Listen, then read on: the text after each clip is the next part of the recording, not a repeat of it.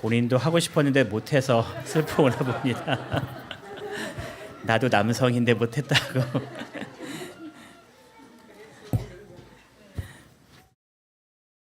행복한 안식일이십니까?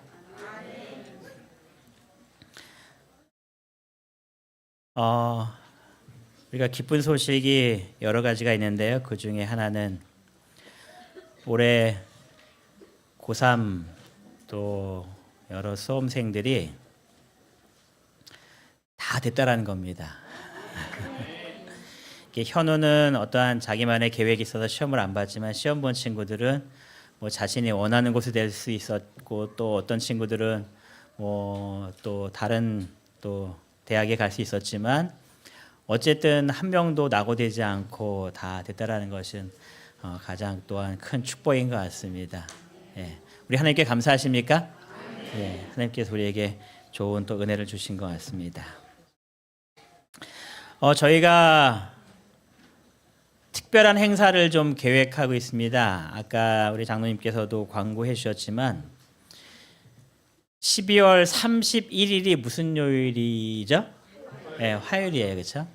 한 해를 마치는 시간이 화요일이어서 저희가 화요 예배를 좀 특별한 순서를 가지려고 지금 계획을 하고 있습니다. 우선 첫 번째는 가족 찬양의 밤의 시간을 우리가 금요일 날 했었는데 이번에는 31일 날 하려고 합니다.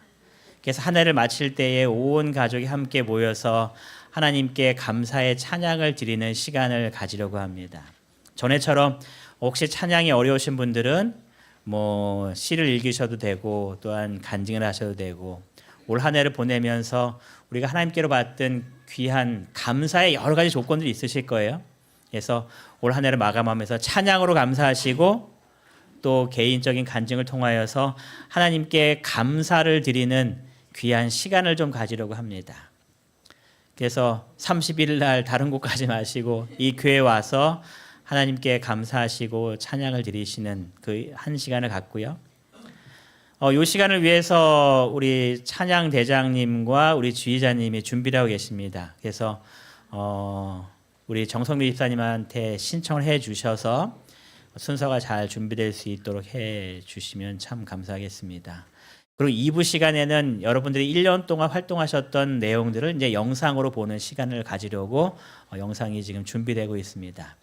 그리고 세 번째 시간에는 이제 한 해를 마감하면서 우리가 하나님께 감사하는 시간을 가졌기 때문에 이 3부 시간에는 하나님께 내 삶을 뒤돌아보면서 감사와 또 회개하는 시간을 가지려고 합니다.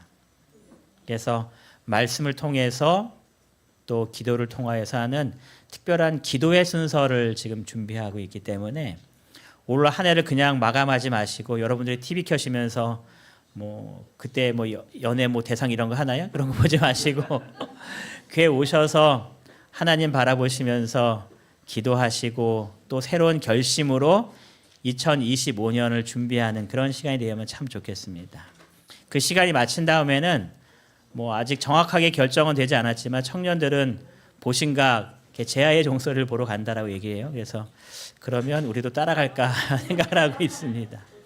그래서 올 한 해를 좀 뜻깊게 보낼 수 있도록 우리 성도님들께서 12월 31일을 하나님께 함께하는 시간으로 생각하셔서 이 전에 오셔서 특별한 은혜의 시간을 나눴으면 참 좋겠습니다. 많이들 오실 거죠? 예.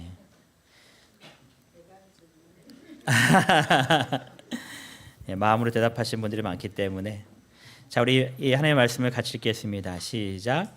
이제 우리는 주께서 당신에게 명하신 모든 것을 듣고자 하여 다 하나님 앞에 있나이다. 여러분의 마음을 세상적인 그런 근심과 걱정과 관심들을 다 내려놓으시고 하나님의 말씀을 듣고자 하나님 앞에 우리의 마음을 들이시게 되기를 바랍니다. 이 시간 오직 우리의 듣는 것은 하나님의 말씀만 들으시고 우리의 모든 생각들은 오직 하나님의 말씀들로만 생각하셔서 이 시간 성령 하나님께서 우리 성도님들의 마음속에 임하셔서 우리를 깨닫게 하시고 인도하시고 결심하게 하는 귀한 시간 되시기를 간절히 바랍니다. 오늘은 사도행전 20장에 있는 말씀을 같이 좀 보려고 합니다. 사도 바울의 3차 전도 여행을 마치고 이제 예루살렘으로 돌아가는 과정 속에서 있었던 사건 중에 하나입니다. 다 같이 사도행전 20장 6절부터 12절까지에 있는 말씀을 보시겠는데요. 성경에 있으신 분들은 성경을 찾아서 사도행전 20장 6절부터 12절까지에 있는 말씀을 함께 교독하시면서 읽도록 하겠습니다. 제가 짝수절을 읽고요. 우리 성도님들께서 홀수절을 읽어주시겠습니다. 제가 6절을 읽겠습니다. 우리는 무교절 후에 빌립보에서 배로 떠나 닷새만에 드로아에 있는 그들에게 가서 이레를 머무니라.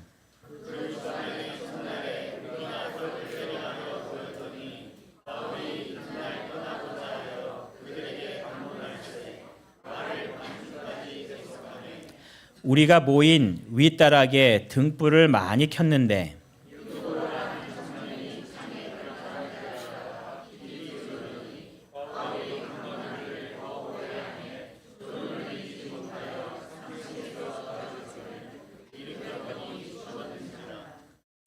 바울이 내려가서 그 위에 엎드려 그 품을 안고 말하되 떠들지 말라 생명이 그에게 있다 하고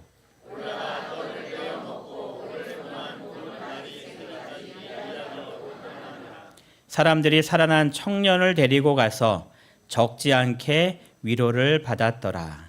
아멘.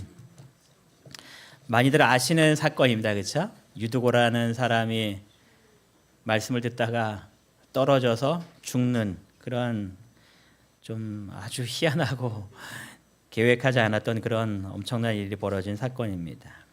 이것이 어디에 있었는가에 대해서 기록하면서 성경은 드로아에서 있었다라고 이야기를 합니다. 근데 여러분들이 이 드로아라는 이 곳을 언제 처음 들으셨냐면 사도 바울이 2차 전도 여행을 떠나는 과정 속에서 나왔던 한 지역이었습니다. 이 사도 바울은 이 아시아에서 복음을 전하기를 원했습니다. 그런데 하나님께서 이 아시아에서 복음 전하는 것을 이렇게 막으시는 그런 일들을 사도 바울이 경험하게 됩니다. 그래서 여기 지도에 보시면은 무시아라는 곳에 가서 비두니아로 가려고 사도 바울이 계획하고 그 길로 막 진행을 하고 있는데 하나님께서 또 막으시는 것을 경험하여서 사도 바울이 무시아에서 드로아로 가게 됩니다. 드로아로 갔을 때에 그곳에서 한 환상을 봅니다. 마게도냐에서 한 사람이 우리에게 오라라는 손짓을 하면서 이 사도 바울을 부르시는 것을 보면서 사도 바울의 마음속으로 하나님의 뜻이 여기에 있었구나라고 해서 간 곳이 이 빌립보라는 지역이었습니다. 그래서 거기서 교회를 세우고 이제 사도 바울의 복음 전도 사역이 시작이 됩니다. 이 드로아라는 지역은 사도 바울이 계획해서 복음을 전하기 위하여 갔던 그런 곳이 아니라 그냥 복음을 전하기 위하여서 지나가는 과정 속에 있었던 한 지역으로 이해를 할 수밖에 없습니다. 사도 바울이 3차 여행을 떠나면서 다시 어디로 오게 되냐면 이 드로아라는 지역으로 오게 됩니다. 그런데 드로아 이 지역에 와 보니까 그곳에 교인들이 있는 겁니다. 말씀을 듣고 있는 사람들이 있는 겁니다. 사도 바울이 거기서 일주일 동안 머물면서 그들에게 하나님의 복음을 전하는 그러한 일을 시작하게 되었습니다. 그러는 가운데 유두고라는 사건이 이제 일어나게 되죠. 그런데 우리가 이 사건을 이야기하기 전에 이 사도행전 20장 7절에 나와 있는 이 성경절을 가지고 많은 사람들이 뭐라고 얘기하는가? 야, 봐라. 성경에 일요일 날 예배드린 증거가 여기 나왔다라고 이야기합니다. 그래서 일요일 예배의 증거에 대한 어떤 주장을 할 때에 꼭 등장하는 것이 바로 이 드로아에 있었던 사도행전 20장 7절에 대한 이야기입니다. 그 주간의 첫날에 우리가 떡을 떼려 하여 모였더니 바울이 이튿날 떠나고자 하여 그들에게 강론할세 말을 밤중까지 계속하매라는 이 구절을 보면서 이것이 일요일 예배의 증거다라고 주장하기 시작합니다. 여기 보면 그 주간의 첫날에 모였다라고 기록을 해요. 봐라, 주간의 첫날에 모였으니 주간의 첫날은 무슨 요일이에요? 일요일이란 말이에요. 그래서 봐라, 이거 일요일 날 모여서 떡을 뗀 거 보니까 예배를 드렸지 않냐. 여기 성경에 명확하게 일요일 날 예배를 드리는 것을 이야기하고 있으니 우리가 일요일 날 예배 드리는 것이 성경에 나와 있다라고 주장하는 성경절입니다. 그럼 이 성경절은 일요일 예배를 증거하고 있는가? 여러분들이 이 성경절을 잘 이해하면 일요일 예배에 대해서 말하고 있지를 않습니다. 성경에 말하기를 그 주간의 첫날에 모였다라고 기록을 해요. 그 주간의 첫날에. 언제 모였는지를 학자들이 쭉 이 구절을 통해서 연구해 보니까 이들이 모인 시간은 저녁에 모였다라고 이야기해요. 저녁에. 아침부터 모인 것이 아니라 저녁에 모여서 이 바울의 말을 듣고 있었다라고 학자들이 이야기합니다. 그래서 그 주간의 첫날 저녁에 모였다라고 이야기할 수 있는데요. 이 당시에 시간 계산하는 방법이 지금과 좀 다릅니다. 두 가지의 방식이 있습니다. 첫 번째는 로마식 시간 계산법이 있습니다. 또 하나는 유대식 시간 계산법이 있습니다. 그래서 이것이 로마식 시간 계산법을 따른 것인지 유대식 시간 계산법을 따른 것인지에 대해서 우리가 찾아봐야 합니다. 사복음서를 공부하실 때도 우리가 때때로 이것이 몇 시를 이야기하는지를 이해하기 위해서는 이것이 유대식 시간 계산법인가 로마식 시간 계산법인가를 따라야 합니다. 먼저 로마식 시간 계산법은 어떻게 계산하는가? 하루의 시작을 뭐로 봐요? 자정으로 보는 겁니다. 지금과 똑같은 방식입니다. 그렇죠? 자정이 넘어가면 새해가 밝았습니다. 이렇게 얘기하잖아요. 2025년이 되었습니다. 그래서 이 24년 12월 30일 날 카운트다운 하잖아요. 19, 8 하면서 이제 땡 치면 새해가 밝았습니다. 그래서 0시로 기준하는 것이 이 로마식 시간 계산법입니다. 또 다른 계산법은 유대식 시간 계산법인데 유대식 시간 계산법은 언제 시작할까요? 그렇죠? 창세기 보니까 저녁이 되고 저녁이 되니 이게 하루가 된 겁니다. 그래서 이 유대식 시간 계산법의 하루의 시작은 해 질 때부터 시작이 되는 겁니다. 그래서 우리가 안식일에 예배를 드리기 위하여 처음 모이는 것이 언제예요? 금요일 저녁에 모였어요. 금요일 저녁에 모이는 것은 이날이 안식일이 시작되는 시간이기 때문에 모이게 된 겁니다. 그래서 이 로마식 시간 계산법을 따르는 것인지 유대식 시간 계산법을 따르는 것인지를 우리가 따져보면서 이것이 언제 모였구나를 이해할 수 있는데요. 로마식 시간 계산법에 의하면 이들이 모인 것은 무슨 요일 저녁에 모였을까요? 첫째 날 저녁에 모였으니까는 일요일 저녁에 모인 겁니다. 일요일 아침부터 모인 것이 아니라 일요일 저녁에 모인 겁니다. 여러분 그러면 일요일 저녁에 모였다고 하면 일요일 예배에 이게 기원이라고 볼 수 있을까요? 증거라고 볼 수 있을까요? 아니잖아요. 일요일 아침부터 안 모였잖아요. 그래서 시간이 지난 다음에 저녁에 모였다라는 겁니다. 그래서 이 로마식 시간 계산법으로 하면 일요일 날 저녁에 모였기 때문에 이것은 아니라고 이야기할 수 있습니다. 그럼 유대식 시간 계산법에 의하면은 어느 날 저녁에 모인 건가요? 아니죠. 무슨 요일이에요? 토요일 저녁에 모인 겁니다. 토요일 저녁에. 유대식 시간법입니다. 금요일에 해가 져갖고 쭉 돼서 이제 안식일 해가 져서 안식일이 끝나고 그 다음 날이 됐기 때문에 그것이 저녁이 된 겁니다. 첫째 날 저녁이 된 겁니다. 그럼 토요일 저녁에 모였습니다. 이러면 얘기가 좀 될 수 있을 것 같아요. 왜냐하면 우리도 금요일 날 저녁에 모여서 예배를 드려서 안식일이 시작되었습니다라고 얘기했기 때문에 토요일 날 저녁에 모였어 그러면 그럴 수 있나 보다라고 이해할 수 있는데 문제는 뭔가 이 성경 구절에 이렇게 기록합니다. 바울이 이튿날 떠나고자 하여. 그 다음 날 떠나려고 하는 겁니다.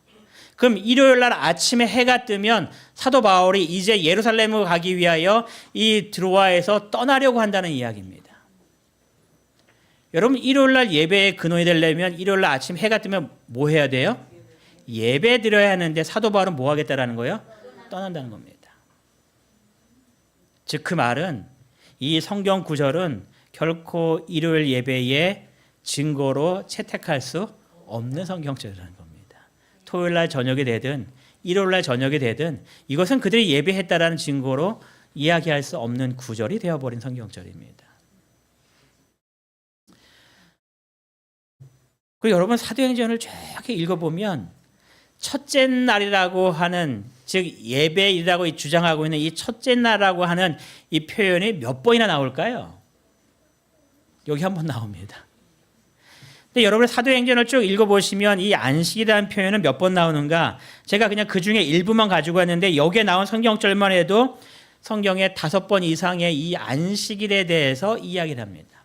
여러분 만약에 이 일요일 날 예배를 드리도록 바뀌었다고 한다면 어떠한 요일에 대한 기록이 더 많이 나와야 될까요? 첫째 날에 대한 기록이 더 많이 나와야죠. 근데 성경은 지금까지 계속하여서 어떤 날을 더 많이 언급하고 있어요? 안식이라고 이야기합니다. 사도 바울이 다음 안식일에는 안식일에 우리가 기도처가 있을까요? 막 찾아다니고 관례대로 새 안식일에 들어가고 안식일마다 사도 바울이 강론했다는 이야기를 계속해서 반복합니다. 안식일을 지켰다는 이야기를 더 많이 하고 있는 겁니다.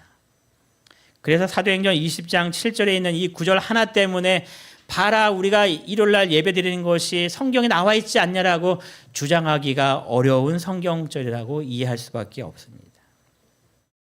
또 두 번째 이야기하면 떡을 떼려 하여 모였다라고 이야기합니다. 떡을 뗐다라는 이야기는 두 가지로 이야기합니다. 첫 번째는 그냥 함께 모여서 떡을 나누는 시간입니다. 친교의 시간입니다. 또 하나 떡을 나눴다는 이야기는 어떠한 이야기인가? 성만찬 예식을 거행했다라는 이야기입니다. 예수님께서 떡을 떼시면서 제자들에게 나눠줬잖아요. 떡을 뗐다라는 것은 두 가지 의미입니다. 함께 식사를 나눴다 또는 성만찬을 했다.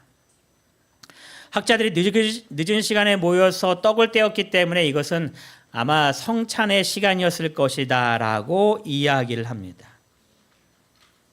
그래서 이렇게 주장합니다. 일요일은 예수님께서 부활하신 이 거룩한 날, 이 떡을 떼는 것은 무엇을 기념하는 거예요?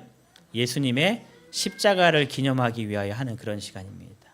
그래서 예수님의 죽으심을 함께 의미를 나누는 이 모든 것들은 얼마나 경건한 예배의 시간이냐라고 말을 합니다. 퀴즈 하나 내겠습니다. 맞추시는 분들이 별로 없을 것 같아요. 굉장히 어려운 문제인데 예수님께서 제자들과 함께 성만찬 예식을 한 마지막 만찬이죠. 최후의 만찬을 했던 그 요일은 무슨 요일이었을까요? 예, 목요일입니다. 목요일입니다. 목요일 저녁에 성찬을 하시고 그 다음 날 이제 잡히시는 그 과정을 여러분들 아시죠? 여러분 성찬 예식이 이 일요일에 부활을 기념하고 예수님의 십자가를 큰 의미를 하기 위해서 떡을 떼는 날로서 정해야 했다면 예수님께서 의도적으로 무슨 요일날 마지막 최후의 만찬을 하셔야 될까요? 일요일날 하셔야겠죠. 그래서 그렇다면 봐라 일요일날 성만찬 예식을 했으니 일요일날 예배를 드리는 것이 성경상 맞는 거야 라고 주장할 수 있을지 모르겠습니다. 그런데 예수님께서는 어느 날 마지막 최후의 만찬을 하세요? 목요일날 저녁에 하십니다. 이 성만찬 예식은 예배의 날로 지정한 것이 아니었었기 때문에 예수님께서 이 마지막 가는 이 모든 과정을 성경의 예언대로 이루시기 위하여 목요일날 저녁에 최후의 만찬을 하시는 그런 모습들을 봅니다. 그래서 이렇게 나와 있는 이러한 구절들에 대한 이야기를 통하여 하나하나 살펴볼 때에 이날은 결코 일요일날 예배드렸다라는 그 증거로 이해할 수 없는 성경절이라는 이야기입니다. 그럼 왜 모였는가? 20장 7절은 이렇게 이야기합니다. 바울이 이튿날 뭐 하려고요? 떠나려고. 드로아에 며칠 머물렀다고 아까 처음에 얘기했을까요? 일주일 머물렀습니다. 장기 시간 머무는 것도 아닙니다. 사도 바울이 의도적으로 복음을 전하기 위해 간 것도 아니고 드로아로 그냥 지나치다가 갔던 길인데 거기에 수많은 사람들이 주 예수 그리스도를 믿음의 개인의 구주로 받아들였기 때문에 그곳에서 복음을 전하기 원했던 겁니다. 그래서 일주일 동안 복음을 전합니다. 그리고 이제 계획대로 예루살렘에 가려고 떠나는 겁니다. 그러니까 뭐 해야 될까요? 영광이가 지금 이제 천명성교사 가려고 해요. 그럼 이제 가기 전에 뭐 해야 될까요? 성별해야 되잖아요. 잘 갔다 와 하면서 격려도 해주고 기도도 하고 성별해야 될 거 아니에요. 그러니까 지금 이날 뭐 하기 위해서 모인 거예요? 성별하기 위해 모인 겁니다. 그래서 사도 바울이 함께 모여서 떡을 떼면서 그들에게 복음을 전해주는 겁니다. 이제 가면 이 드로아라는 지역에 다시 올 수가 없습니다. 그래서 자신이 남겨주고 싶은 말을 그들에게 계속해서 이야기하기 시작하는 겁니다. 그래서 성경에 기록하기를 그들에게 강론할새 말을 언제까지 했어요? 밤중까지 계속했다는 겁니다. 1시간으로 끝날 문제가 아니었다는 겁니다. 그래서 이야기하고 또 이야기하고 질문 받으면 또 이야기해주고 이야기해주면서 시간이 점점 자정을 넘어가기 시작하는 겁니다. 그러다가 어떤 일이 벌어진 거예요? 유두고가 떨어진 겁니다. 예.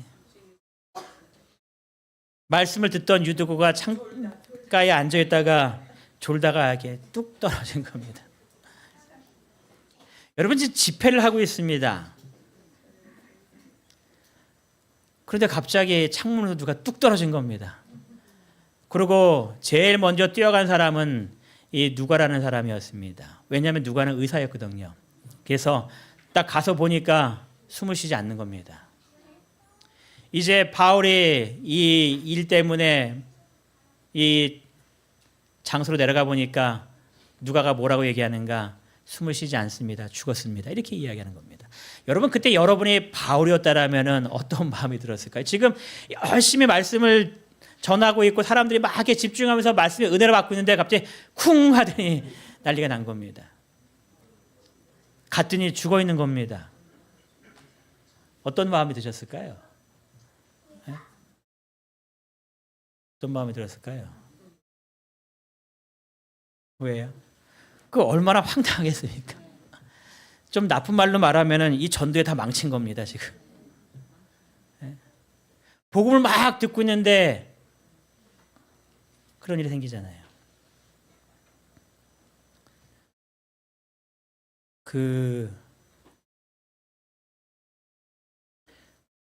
이야기를 해도 되는지 모르겠는데 제가 이야기를 하면 또 울 것 같아서 예? 해야 됩니까? 그럼 제가 주머니에 휴지가 있기 때문에 이제 한 교회 쓸 때 사건입니다.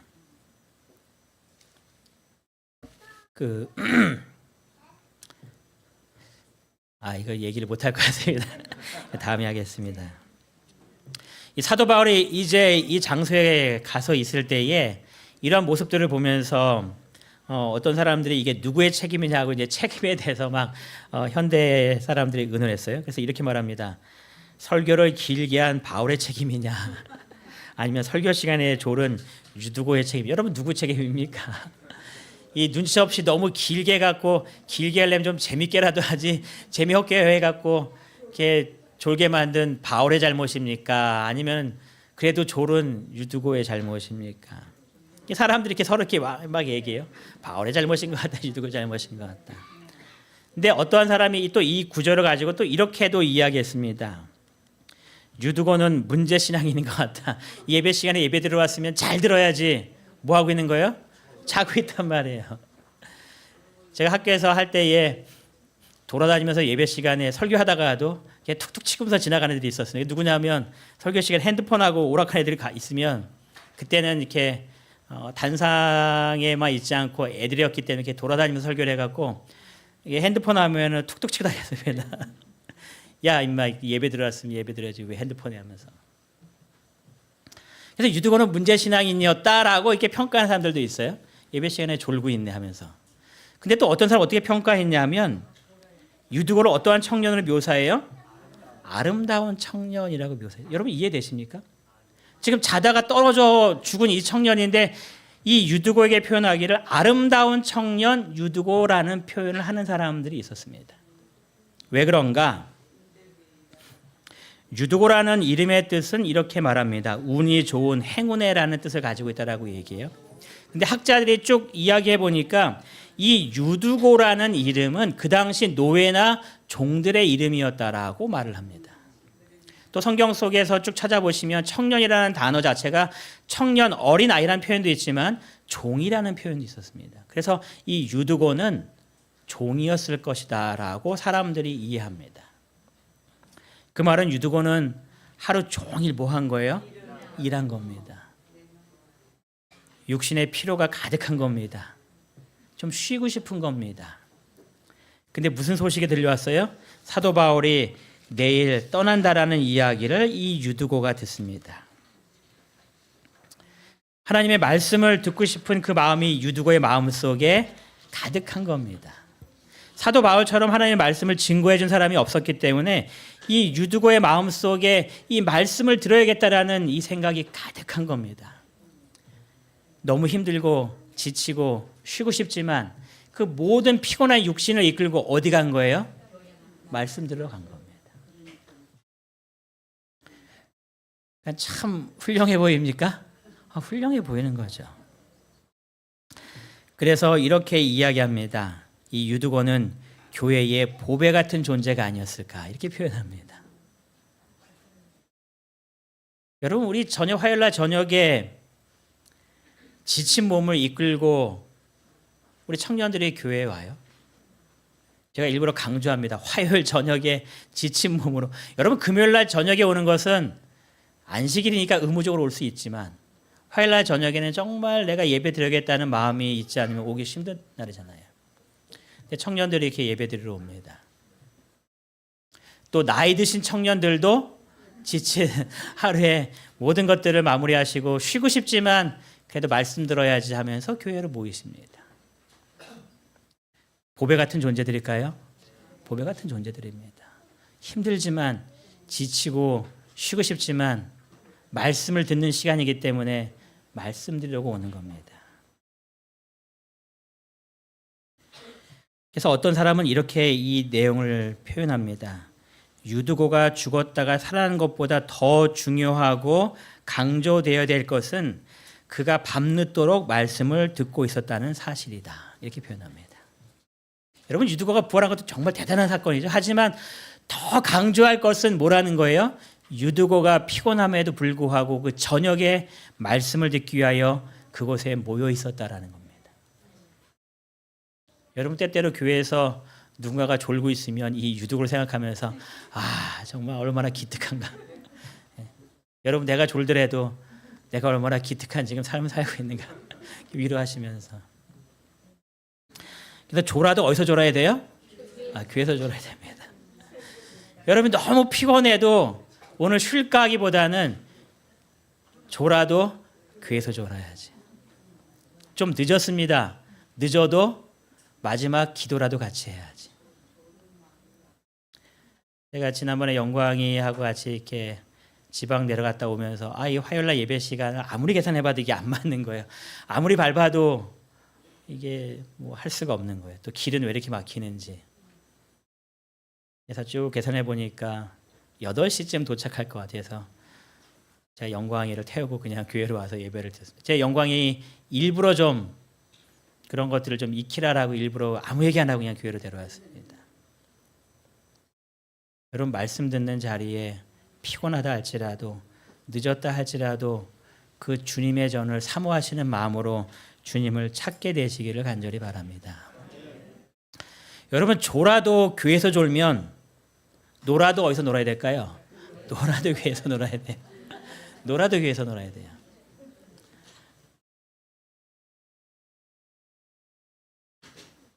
한 신문 기사의 타이틀이었습니다. 교회를 PC방으로 만든 목사님. 쫓아내야 될까요? 아니면 잘했다고 칭찬해 줘야 될까요?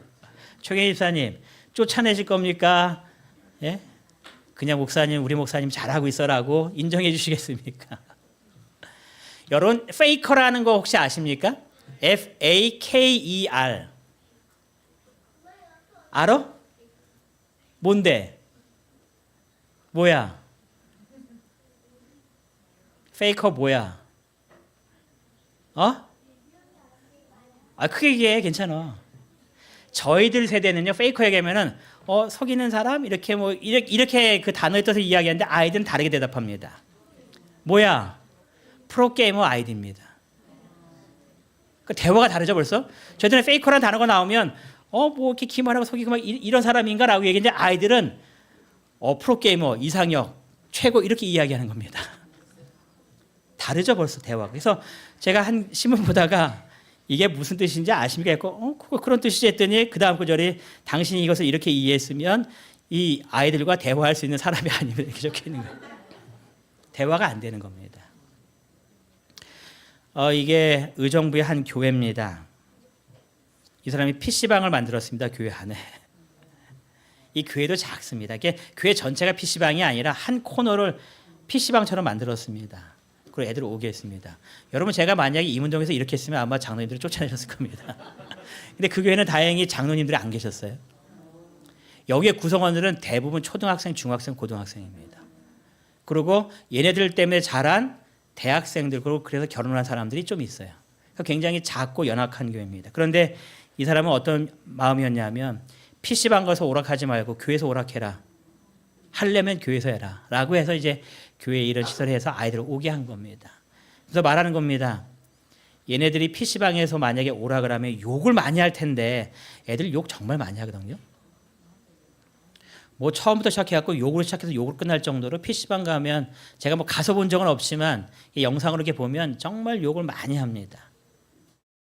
맞아? 근데 교회에서 이걸 하니까 애들이 뭐를 잘 못할까요? 욕을 잘 못하는 거죠. 여러분 유혹을 받아도 실제 PC방에서 유혹이 많을까요? 교회 PC방에서 유혹이 많을까요? PC방에서 유혹이 많겠죠. 아이들을 좀 더 안전하게 그래도 보호하려는 정책 중에 하나가 이제 이걸 택한 겁니다. 우리 아이들을 보호하자. 그래도 여기서라도. 여러분 지금 이것이 e스포츠라는 게임이 진행되고 있는 곳입니다. 어디일까요? 여러분 이 안에 이 모든 것을 보시면 뭐처럼 보이십니까? 교회입니다. 교회입니다. 지금 과천에 있는 한 교회입니다. 큰 교회입니다. 작은 교회 아니고요. 이 교회가 지금 올해에 4차 e스포츠 대회를 열었습니다. 오락하는 거예요. 오락하는 거 아이들끼리 모여서. 교회가 특별한 계획을 잡은 겁니다. 우리 아이들이 안전하게 그래도 할 수 있는 게임을 하도록 해주자 해서 이 교회가 이 일을 시작했습니다. 그래서 과천 이스타라고 해갖고 시즌 4에서 지금 올해까지 4년째 이것을 유지해오고 있습니다. 이런 것을 보면서 또 한 대전에 있는 교회에서 e스포츠 대회를 올해 처음 열었어요. 그래서 이제 교회 안에서 그런 것들을 홍보하면서 가족끼리 할 수 있는 게임도 하고 애들끼리 할 수 있는 게임도 하면서 이렇게 정해지는 겁니다. 한 신문에 보니까 이러한 기사가 떴어요. 이것이 24년 5월에 있었던 기사입니다. 편의점, PC방, 풋살장이 어디에 있다고요? 교회에 다 있다는 겁니다. 그러니까 놀라면 어디서 놀라는 거예요? 그래도 교회에서 놀라는 겁니다. 세상에서 놀면 유혹거리도 많고 잘못된 길로 빠질 수 있으니 놀면 어디서 놀아라? 교회에서 놀자. 초등학교에 있을 때 아이들한테 뭐라고 했냐면 축구하고 싶으면 안식일날 교회 학교 운동장에서 축구해라. 그러면 축구하다가 끌어들이시거든요. 야 들어와 해갖고. 여러분 밖에서 놀면 그 아이들을 어떻게 관리하겠습니까? 우리들의 모든 발걸음이 더욱더 교회와 가까이 둘 수 있는 발걸음으로 우리의 생활을 두시기 간절히 바랍니다. 그래서 말씀이 있는 곳, 기도할 수 있는 곳, 안전하게 보호받을 수 있는 곳, 그곳에 머물게 되므로 우리가 더욱더 하나님께 가까이 가게 되고 이 세상으로 모든 유혹과 핍박과 어려움으로부터 보호받는 우리 성도님들의 삶이 되시기를 간절히 바랍니다. 사도 바울이 이렇게 이야기합니다. 생명이 그에게 있다라고 이야기합니다.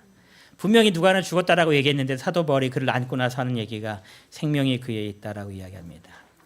여러분 사도 바울이 병자를 치료하는 것이 어려웠을까요? 죽은 자를 부활시키는 것이 어려웠을까요? 어떤 것이 더 어려울까요? 여러분 어떤 것이 더 어려워 보이십니까? 죽은 자 부활시키는 게 더 어렵게 느껴지십니까? 아니면은 치료하는 게 좀 더 쉽게 느껴지시긴 하죠. 어떤 사람이 이 일을 이렇게 이야기해요.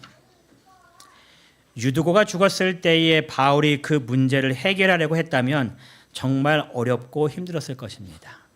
만약에 사도 바울의 입장과 생각으로 내가 무언가를 할 수 있다는 생각으로 병자를 치료한 것과 죽은 자를 부활시킨 것을 했다면 아마 이것이 조금 더 힘들다라고 사도 바울이 느꼈을 것이다라고 표현하는 겁니다. 정말 더 어렵게 느껴지고 또 쉽게 느껴지잖아요. 근데 이 병자를 치료하는 일이나 죽은 자를 부활시키는 일이나 사도 바울이 하는 일이었을까요? 아니요. 그건 사도 바울의 일이 아니었습니다. 누가 하시는 거예요? 하나님께서 사도 바울을 통하여 하시는 일입니다. 여러분, 죽은 자를 살리는 것이 어렵습니까? 병자를 치료하는 것이 어렵습니까? 다 쉬운 일입니다. 왜냐하면 누가 하기 때문에요? 하나님이 하시기 때문에 그렇습니다. 여러분 앞에 어떠한 일이 발생했을 때에 너무 힘들고 어려운 일이라고 생각하지 마시고 이 모든 것들을 가능하게 하시고 별로 큰일이라고 여기지 아니하시는 하나님을 꼭 기억하게 되시길 바랍니다. 그래서 그 이야기를 그 모든 일들 다 누구에게 맡기는 거예요? 하나님께 맡기는 겁니다. 사도 바울이 죽은 아이를 바라보면서 끌어안고 기도하고 그에게 생명이 있다라고 외칠 수 있었던 것은 그의 모든 짐들을 다 누구에게 내려 맡겼기 때문에 그래요? 하나님께 내려 맡겼기 때문에 그렇습니다. 사도행적에 있는 내용을 바라보면은 이 사건에 대해서 뭐라고 기록하고 있냐면 이렇게 기록합니다.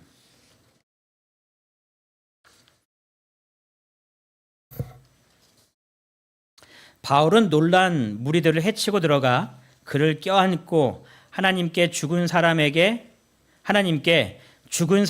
생명을 회복시켜 주시기를 열렬히 기도하였다. 그의 탄원은 허락되었다. 그리고 외친 말이 생명이 그에게 있다라고 외친 말이었습니다. 사도 바울이 이것이 쉽다 어렵다 스스로 판단하는 것이 아니라 그 모든 것들을 다 주님께 내어 맡기는 겁니다. 여러분의 인상 속에서 굉장히 힘든 일도 만날 것이고 내가 감당할 수 없는 그런 어려운 일들을 만날 때에 그 모든 것들을 주님께 기도로 탄원하셔서 하나님께서 여러분의 삶 속에 이루시는 하나님의 놀라운 능력들을 경험하게 되시기를 간절히 바랍니다. 사도 바울이 떠났습니다. 그랬을 때에 이러한 구절이 기록됩니다. 사람들이 살아난 청년을 데리고 가서 적지 않게 뭐 했대요? 위로를 받았습니다. 큰 지도자가 떠났습니다. 능력의 말씀을 들을 수는 없습니다. 하지만 누구를 바라보니까 위안이 돼요? 유두고를 바라보니까 위안이 됩니다. 하나님의 능력이 임했던 그 사람을 바라보면서 성도들의 마음속에 큰 위로가 되는 겁니다.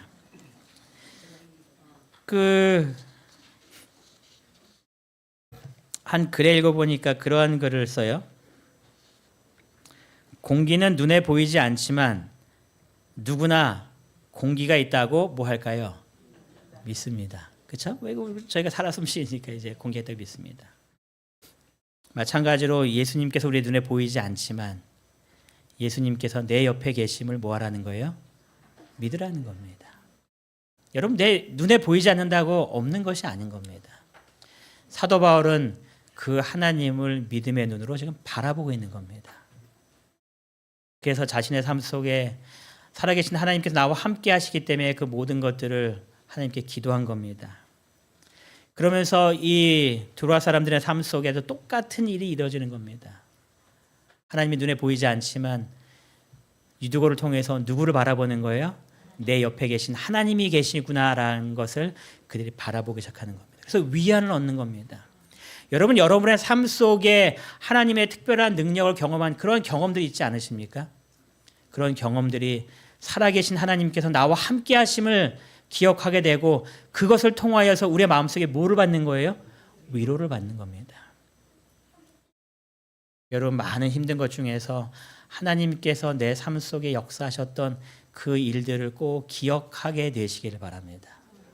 그러면서 그 하나님께서 살아계셔서 지금도 나와 함께 하시고 내 모든 삶을 하나님의 큰 능력으로 이끌어 주시는 그 귀한 하나님을 바라보시는 가운데 우리의 마음 속에서도 크게 위로받으시고 용기 얻으시고 그래서 주님 안에서 끝까지 승리하시는 우리 모든 성도님 되시길 바라면서 오늘 말씀을 마치겠습니다.